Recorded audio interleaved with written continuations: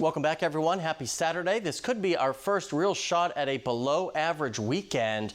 You notice here we've had some Sundays that were below average, but in terms of Saturdays, we haven't quite been there. But 16 above average days so far this month. Just 6 below average, but we are in a stretch for the last 6 days have been below average, and we are going to add to that today. Notice our precipitation. Plenty of rain days for the most part, but still well below average for our rainfall for the month. We could add to that by the time that we get toward Tuesday, where widespread rain is expected.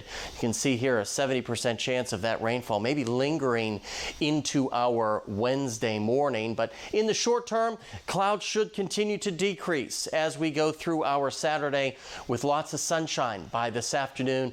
But unfortunately, that really won't allow temperatures to go very far today. Very powerful area of low pressure off the eastern seaboard, pounding the east coast. We've got the flow around it, northerly winds for the tri-state, but as that continues to pull away, skies are expected to clear, and it is expected to become quite nice over the afternoon and into tonight before more clouds build back in as we get toward our Sunday afternoon. Futurecast will show those clouds continuing to dissipate, but notice the northerly winds not doing much, not allowing temperatures to really rise a lot. By this evening, lower to mid 50s. If you've got dinner plans, really nothing to worry about for the most part. And then some high clouds start to build back in by the time we get towards Sunday morning.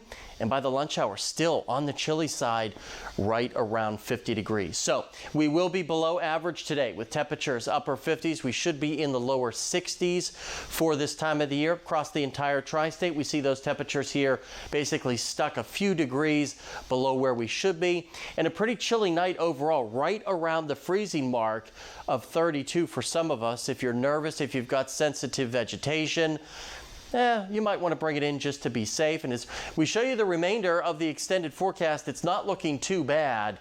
We do have that front rolling in here by the time that we get toward Tuesday.